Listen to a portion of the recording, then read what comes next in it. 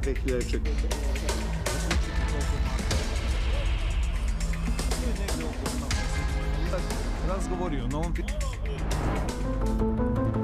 Estamos en Belgrado, la capital de Serbia, el país que según el Fondo Monetario Internacional logró sanear su economía y convertirse en un caso modelo, en un caso de éxito. Nosotros vinimos hasta acá para conocer la experiencia serbia y saber cuánto ajuste le costó a cada serbio convertirse en el mejor alumno del FMI.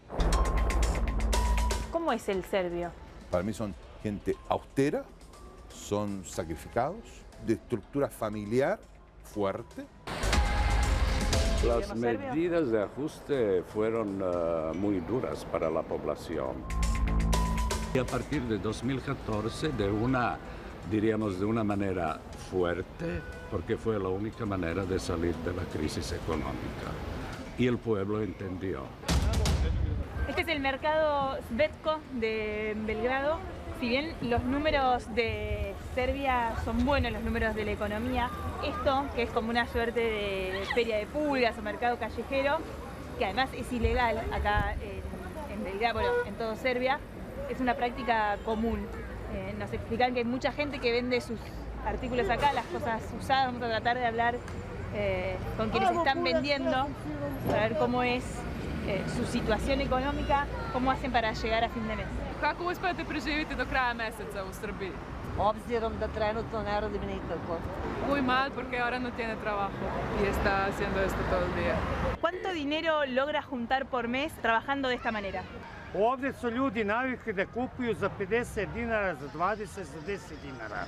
¿Usted sabe de la llegada del Fondo Monetario Internacional a Serbia? ¿No le sirvió para mejorar su situación la ayuda del fondo? Znate nešto o MMF? Ja mislim da on ne utiču ništa.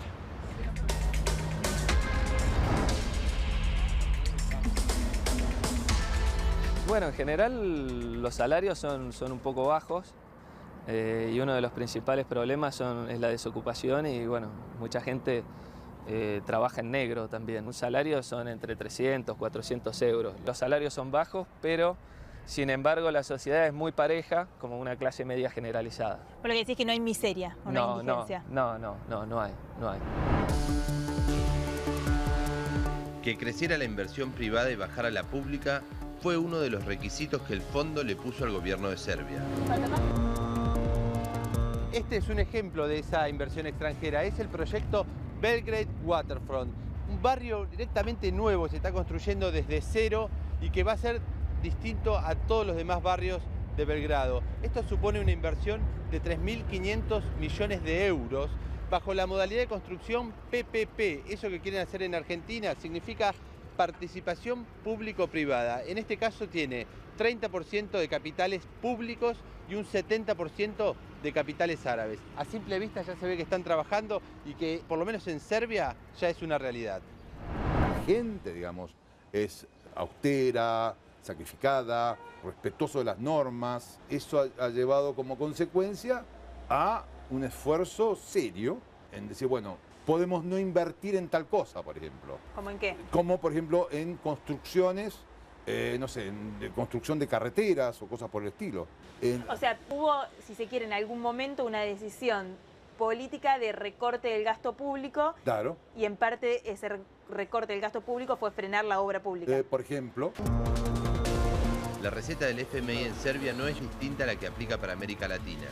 El país que pretenda recibir fondos deberá ajustarse y reducir su déficit.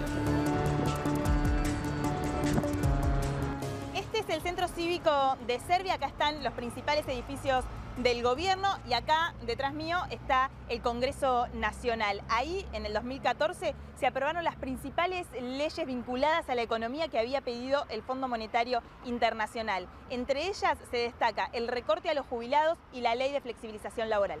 Hemos apretado el cinturón y en este año por primera vez se está sintiendo la mejoría. Ese apretar el cinturón, como usted dice, ¿cuándo empezó? ¿En 2009, en 2014? Serbia estaba en 2003, estaba al borde de bancarrota. ¿Y cómo hicieron para salir de eso a partir de 2014? ¿Cuáles fueron esas medidas de ajuste? Fueron dramáticas. Por ejemplo, se ha introducido la participación en el sistema de salud, lo que anteriormente no teníamos. Eso que es una suerte de privatización. No es la privatización, quiere decir que el Estado ofrece un servicio médico, pero con su participación dependiendo de su ingreso mensual. En definitiva, tengo que pagar. En definitiva, tiene que pagar algo. Y a partir de 2014 tiene que pagar en todos los servicios del Estado. Educación, salud. Todo.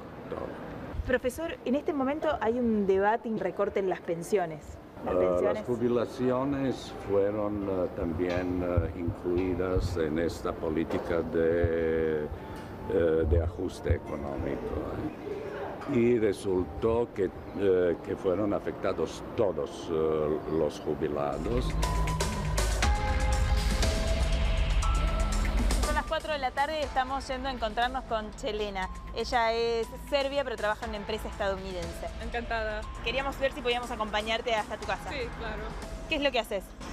Es como call center. ¿Y es una empresa serbia o es una empresa...? No, es una empresa de Estados Unidos. ¿Y el salario está bien, digamos, respecto o comparado con lo que pagan otras empresas aquí en Serbia o incluso el Estado?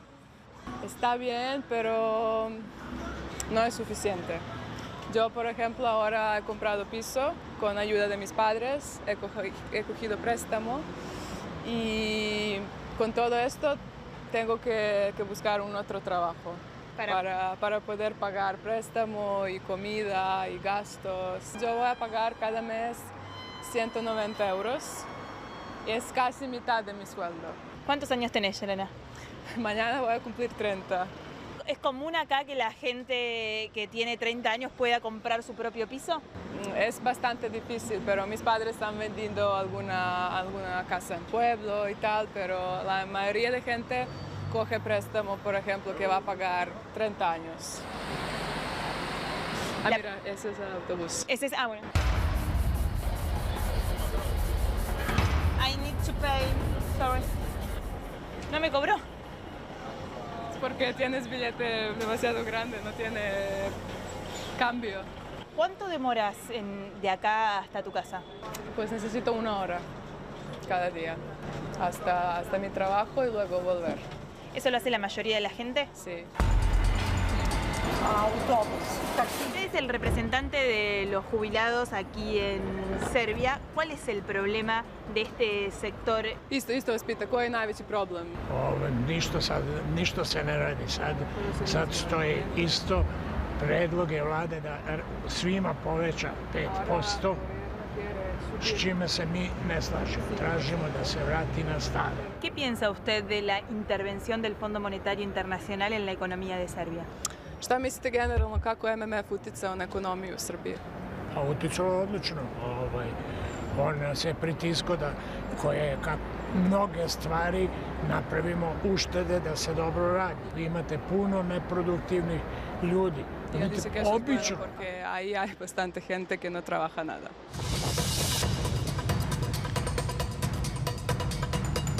El Fondo Monetario Internacional te da y el Fondo Monetario Internacional te quita. Hace 10 años Serbia atravesaba una feroz crisis económica. Por eso, desde 2009 tuvieron que negociar unos créditos stand-by. Hoy el FMI está en Serbia, en la capital de Serbia, en Belgrado, y están negociando con la presidenta del Banco Central y con el gobierno serbio un crédito de mejores condiciones, un crédito al que muchos economistas argentinos dicen que es el que Argentina debería haber accedido. Vamos a ir a hablar con la presidenta del Banco Central para que nos cuente cuál es su relación con el Fondo Monetario Internacional. Ja sam guverner od kraja 2012. godine, kada se i promenila vlast u Srbiji, kada je Srpska napredna stranka. ¿Qué medidas les pidió el Fondo Monetario Internacional que hagan? To je ono što sam vam objasnila sa jednim modelom modela koji nude. Pretvorili MMF u partnera Republike Srbije.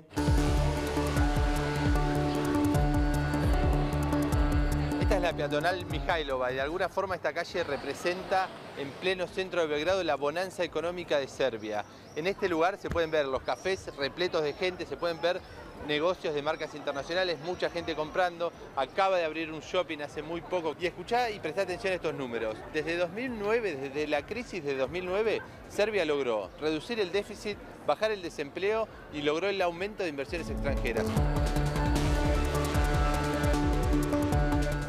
Uno encuentra que uno dice, pero ¿cómo? ¿Por qué hay tantas casas de cambio? Yo creo que tiene que ver con una cosa que ha quedado en el inconsciente colectivo, donde semanalmente la gente cobraba sus sueldos y ya se iban a cambiar marcos alemanes. Entonces era una necesidad cotidiana, digamos, de tener a la mano ese negocio. 118 dinars is 1 euro. And the change is changing every time, or you have like a... We have a fluctual course of euro, but it's not oscillated that much. So because National Bank of Serbia take a strict politics about economics. Okay. So not much higher, not much low because of the trading. And you think in euros or you think in dinars? I think in dinars, because we try to make a strong dinar. You know. Your money, your currency, you want to make it stronger. Yes, and preserve it. ¿Es un tema de conversación el tipo de cambio o a cuánto está el dinar? No, yo creo que no. Digamos, el tema del euro, mejor dicho, no es un tema de... Creo yo que no es un tema de discusión. Recién acabamos de salir de una casa de cambio acá en pleno centro de Belgrado. Cambiamos unos $300 y nos dieron 29.250 dinares serbios. A priori la gente no está desesperada cambiando dinares por euros o dinares por dólares. Acá el tipo de cambio es libre y la gente, como ven, está tranquila en relación al tipo de cambio. ¿Qué pasó con el poder adquisitivo de la gente? Čime se u masi povećava potrošnja, koje su odgovorne. Nosotros tenemos decisiones que son responsables y koje daju rezultate. Que traen resultados. ¿La economía serbia está mejor o peor después de haber negociado con el FMI? Znate, MMF je govorio, kad predlaže neke mere, onda ćemo mi i presudno uticati.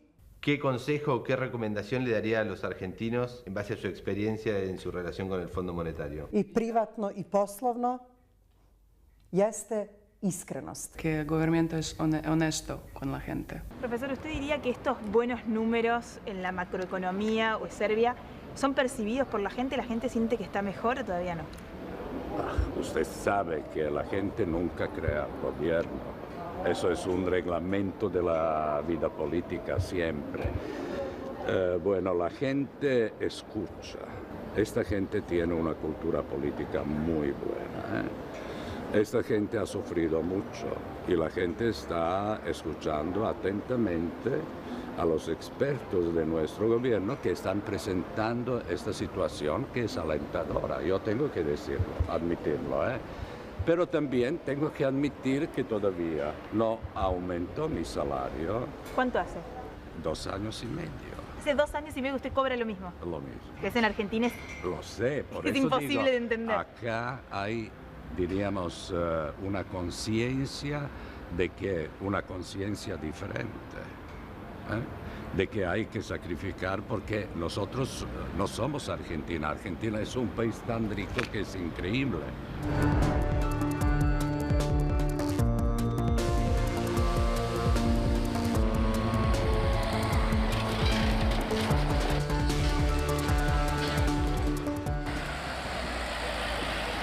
Hay que cerrar porque una vez los ladrones han entrado y han llevado mi bici. Permiso. Ah, ¿cómo le va? Qué buena. ¿Ella es tu mamá? Sí, es mi madre. Permiso. ¿Cómo le va? Los dos son empleados públicos. Sí. ¿Cómo vivieron ustedes las medidas o las reformas del 2014? La ley de flexibilización laboral, el recorte de las jubilaciones, el recorte en el empleo público. Meni recimo i na minuli rad 20% je to došlo, manje. Era muy difícil porque como ellos los dos trabajan en el sector público y por ejemplo a mi padre han bajado sueldo 20%. Iznutra iz države da se rešava. y piensan que el gobierno tiene que hacer cosas para mejorar la situación en Serbia, no alguien de otro país o por otro lado que no vive en Serbia. ¿Y vos qué pensás, Chelena, de la intervención del fondo? Creo que han bajado demasiado sueldos, por ejemplo a mi padre 20% o a mi abuela su pensión y tal, y creo que han traído muchas cosas que pasan ahora en Serbia, por ejemplo eso que has visto en el mercado, que gente que no tiene dinero para comer y tal. ¿Sabías que el Fondo Monetario Internacional ha dicho que Serbia es un caso modelo, que es un caso de éxito? ¿Lo sabían? ¿Qué piensan? Znali da je MMF rekao za Srbiju da je kao uspešan... Bez toga bi teško opstali. Sí, saben sobre eso y también opinan que ellos piensan que Serbia ahora tiene mejor oportunidad para algún futuro mejor con todo esto que FM ha hecho.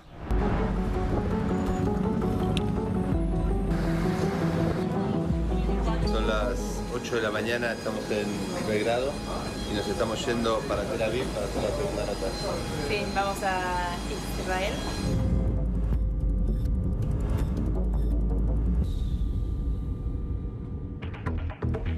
Ahí veías a Maru Dufardi, a Gastón Cábana en Serbia, lo vas a ver ahora en Tel Aviv. Una cosa, ellos en un momento mostraban lugares humildes de Serbia y hay que aclarar, en Europa la pobreza no es miseria. O sea, lo que vamos a ver es lugares pobres, pero nunca como podemos ver lugares pobres en América Latina. Acá la pobreza es miseria, en Europa es pobreza, son dos cosas distintas, son dos categorías completamente distintas.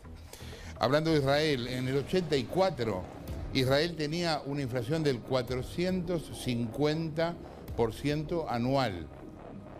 Les llevó 10 años bajarla.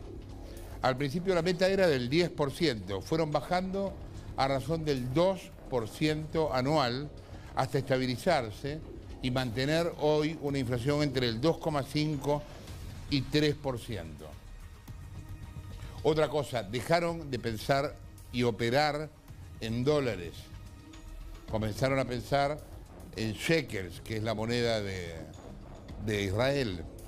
En los 90, en los años 90 en Israel, el 91% de la población compraba las propiedades en dólares.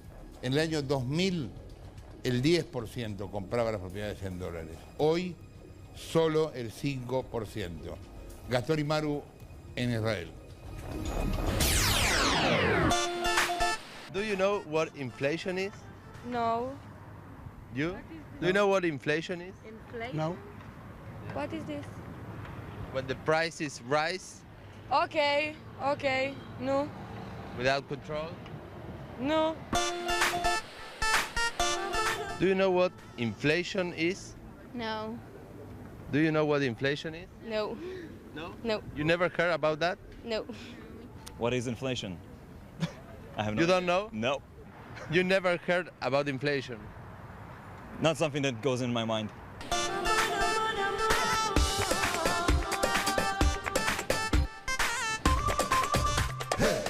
Estamos en Tel Aviv, la capital de Israel, un país que es muy chico, que tiene mucho conflicto y que está en pleno Medio Oriente, pero que sin embargo tiene algunas similitudes en cuanto a lo económico con Argentina. En los años 80 acá hubo una hiperinflación de más del 400% y entre el año 2001 y 2003 vivieron una profunda crisis económica. ¿Cuál es la diferencia hoy de nuestro país con Israel? Es que acá la inflación es cero. Llegamos a niveles de más de un 400% de inflación. Comenzó un proceso de reforma económica que dura hasta hoy en día. Acá resultó el cambio. Acá hubo un cambio que fue beneficioso. Este es un proceso que tiene 20 años. Y te encontrás que es el mismo precio que hace 15 años. El precio del dólar cuando yo llegué en el año 2000 era 3,84. Hoy, después de 17 años, está a 3,40. Entonces la mayoría de la gente en Israel ni siquiera tiene ahorros en dólares. Manuel Trachtenberg es un reconocido economista y profesor que vive hace muchos años en Israel. Trachtenberg asesoró al gobierno de Netanyahu y aún hoy recuerda la dura crisis económica que atravesó Israel en los años 80. ¿Cómo fueron esos años? Mira, fueron años muy traumáticos, especialmente del 81 al 85, una inflación que llegó hasta 500% por año. Es un trauma muy grande y hoy en día, en retrospectiva, el trauma ese ha guiado a la política económica desde ese entonces para que no se vuelva a repetir. La actitud esa de decir no se puede dejar que ocurra algo similar a eso y por lo tanto hay que implementar no solamente un paro de la inflación, sino de que la economía toda tiene que estar basada en instituciones más fuertes, en más responsabilidad fiscal, en procesos de largo plazo, para que haya un saneamiento de la economía y no solamente una parada de la inflación. Hubo un acuerdo nacional entre la oposición y la coalición, entre los empleadores y los empleados. Se redujo el déficit y se logró hacer un plan de choque que llevó en poco tiempo a la baja de precios, incluyendo también el control de precios, como una medida de corto plazo. Michel Straczynski es el director de investigaciones del Banco Central Israelí. Para Straczynski, la disciplina fiscal fue clave en la recuperación económica del país. Lo que más debo destacar sobre esa primera fase es de que se hizo una ley que se llama la ley de la no impresión, que significa que si el gobierno tiene un déficit, o sea, gasta más de lo que recauda, no puede financiarlo con emisión del Banco Central. Ha llevado a Israel a tener un éxito económico, macroeconómico muy bueno. El crecimiento del Producto Nacional de Israel en los últimos 20 años ha sido promedio 4.3%. Y eso lo dice todo, sí, es muy alto. Estamos saliendo del hotel en Tel Aviv, vamos a ir al norte de Tel Aviv, a una zona que está como unos 30, 40 minutos, a conocer a Daniel, que tiene una inmobiliaria, para que nos cuente a ver si los israelíes compran las propiedades en dólares o en shekels. ¿Cómo es? ¿Son fanáticos del dólar o cuidan su moneda?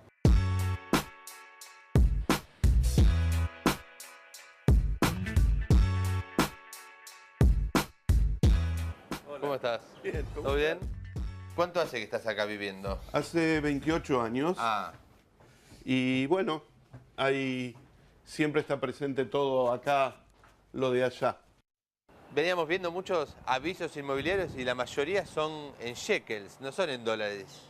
Sí, acá a partir del año 2004 se shekalizó, por decir, en lugar de decir pesificó, se shekalizó la economía en todos los aspectos. Antes nosotros vivíamos con inflaciones altas y a partir del año 2000 empezó a bajar la tendencia de todo lo que tiene que ver con el programa económico y entonces se consiguió que la gente piense en shekel y no piense en dólares.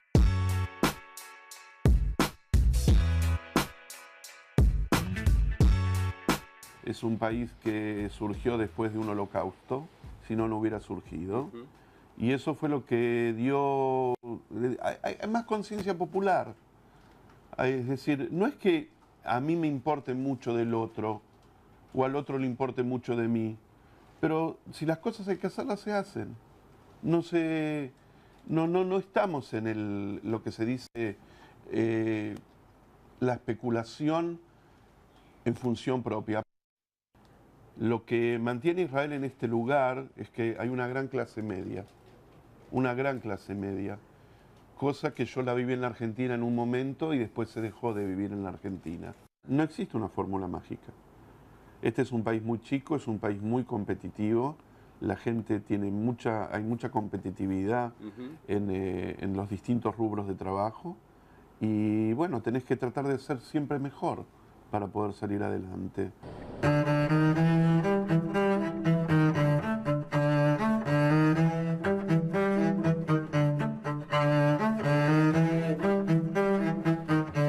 Estamos estamos llegando a la casa de David. David es un israelí que vivió en Argentina durante la época de la hiperinflación y después se volvió a Israel, donde también había hiperinflación. Vamos a hablar con él a ver que nos cuente cómo fue esa experiencia y cómo están hoy.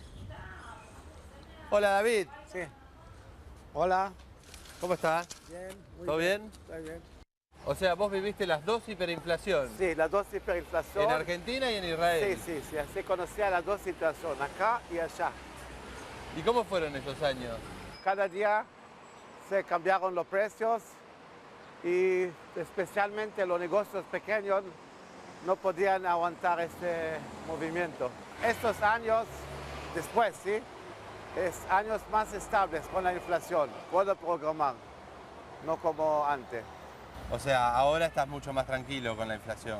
Ahora casi 5 años que está cero inflación o menos, no hay inflación.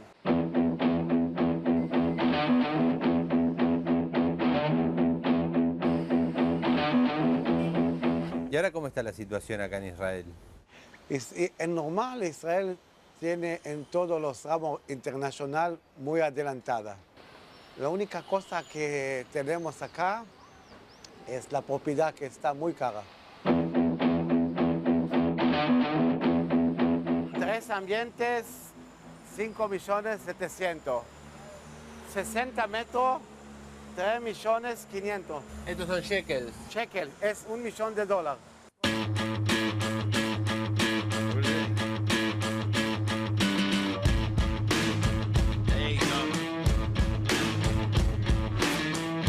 Estamos en el mercado de Tel Aviv.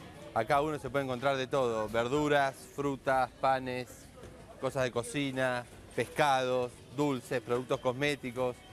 Y este lugar habitualmente circula, no sé, chicos que hacen el servicio militar con armas y ametralladoras, turistas, árabes, judíos. Es un lugar de reunión. Acá todo el mundo viene a comprar y a buscar el mejor precio.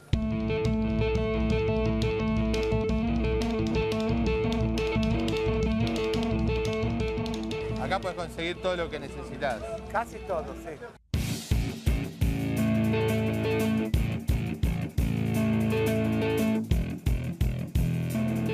Ahora, cuando, por ejemplo, vos vas a un supermercado, el precio de un producto, no sé, del pollo o de la leche, ¿varía de una semana a otra o de un mes a otro? No, no, no. En estos años casi que no. No, pero hay competencia dentro de los supermercados. Es una cuestión de competencia. Competencia, únicamente competencia.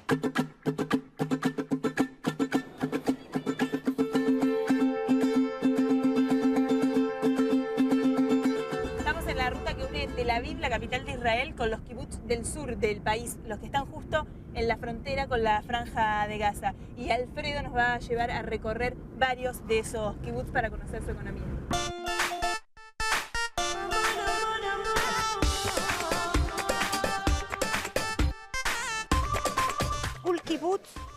Básicamente, la parte legal de la organización, de esta organización, son las cooperativas. Es una cooperativa, el kibutz es un ente económico que cada uno de los miembros tiene una voz y un voto. Quiere decir, nadie puede volverse acá un latifundista y tener todo el kibutz en su bolsillo, como se dice. Acá tenemos una vista general al tambo. Bien. Lo que se ve de acá son los galpones donde está el ganado, y lo que ven en los techos es un sistema de aprovechamiento del sistema solar para energía.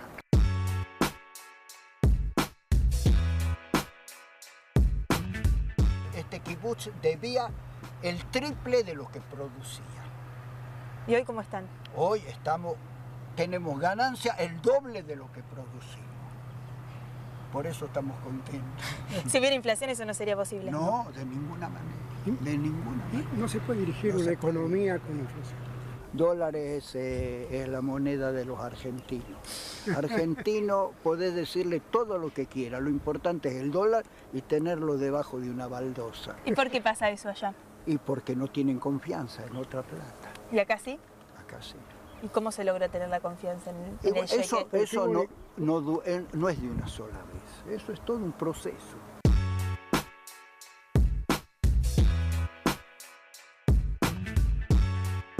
¿Tenés hijos? Sí, 2 hijos hermosos. Y si vos a ellos le decís inflación... No, ellos saben como anécdota, pero ellos más que nada viven con este sentido de lo que viven acá, que no se habla de inflación, no hay.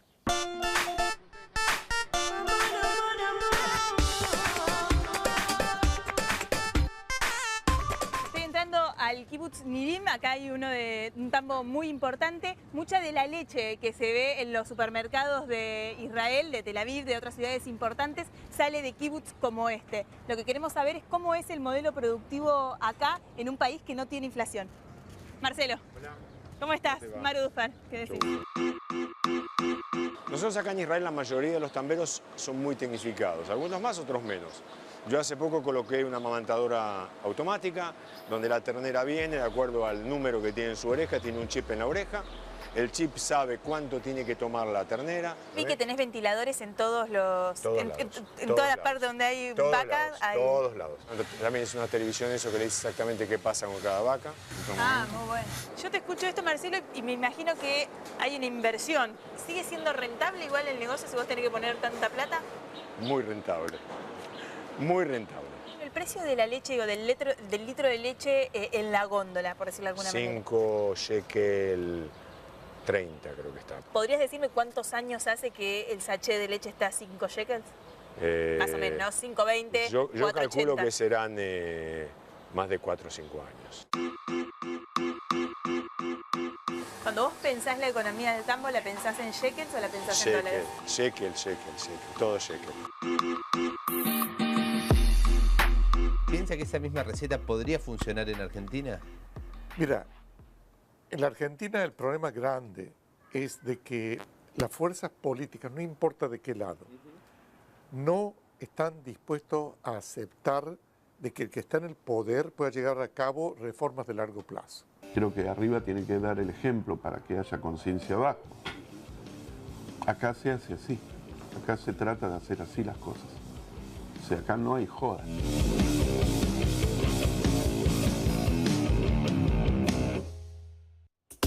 Ahí veías en Israel a Maru